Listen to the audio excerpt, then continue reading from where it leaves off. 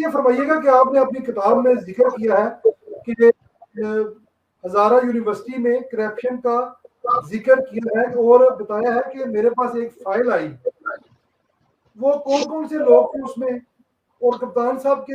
نے اس کے اوپر کوئی ایکشن لیا تھا؟ وہ کرپشن کی کون سی فائل تھی، وہ کون کون سے لوگ تھے،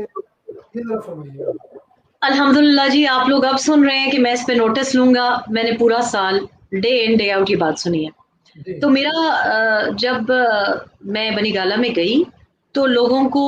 یہ لگا کہ اب براہ راست وہ کسی کو پیغام رساں ان کو مل گیا۔ تو میں گیٹ کے باہر دیکھتی تھی، مجھے روک لیتے تھے لوگ احتجاج کر رہے ہوتے تھے، پی ٹی آئی کے ورکرز ہوتے تھے،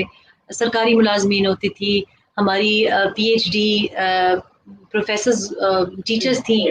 تو وہ آئے دن مجھ کو کہ یہ خان صاحب کو کہیں کہ نوٹس لیں، اور میں وہ چھوٹا جو کہ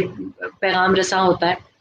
تو آئے دن مجھ کو تو روز مطلب مجھے تو بھول گئے کہ کتنی مجھے فائلز اس طرح تھے مجھے پکڑائے جاتے تھے کہ یہ، اور نہ صرف کہ عام لوگ پکڑاتے تھے، ہمارے جو اینکرز ہیں وہ بھی، مطلب اس سے پہلے کہ پروگرام کرتے وہ اینکرز جن کو بنی گالہ میں ایکسس نہیں تھی، وہ اگر میں کہیں جاتی کسی ادارے میں جاتی تو وہ مجھ کو یہ کہہ دیتے تھے کہ دیکھو میں پروگرام نہیں کر رہا، ان کو جا کے کہہ دو کہ یہ انہوں نے کیا ہے۔ اب وہی نام آپ کے سامنے، انکمپٹنسی اور نااہلیت کی جب آپ بات کرتے ہیں، یہ سارے نام میں نے لکھے ہیں۔ اب نہ میرا ان لوگوں سے، نہ اسد عمر سے، نہ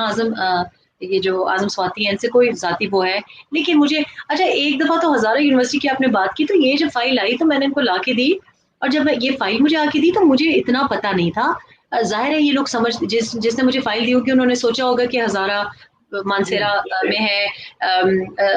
یہ یونیورسٹی، تو ان کو پتہ ہوگا۔ تو مجھے تو پتہ بھی نہیں کہ ہزارہ یونیورسٹی کا ہے۔ تو وہاں پہ جو کک تھے سجاول، وہ بھی وہیں کے تھے، تو انہوں نے کہا کہ یہ بات بالکل صحیح ہے، اور یہ 500 تقرریوں کے بارے میں تو مجھے بھی اطلاع ہے۔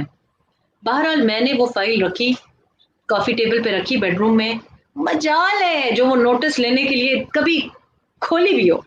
لیکن مجھے کہا ہاں اچھا بہت، یہ تو میں بھی سیدھا کرتا ہوں، اس کو یہ کرتا ہوں۔ تو وہ بیسکلی ایک پورا ڈوسیئر تھا انفارمیشن کا، اور اس میں باقاعدہ نام تھے کہ یہ تقرری ہوئی، وہ تقرری، اور وہ ڈائریکٹلی، پر بات یہ کہ اس کے اوپر تحقیق، اس پہ احتساب، اور یہی بات ہے، یہ تو عام کسی ممبر آف پبلک نے مجھے دی،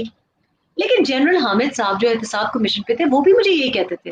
کہ اپنے شوہر کو سمجھاؤ، لیکن جی ان کو خدا نہیں سمجھا سکا، تو میں بیچارہ تو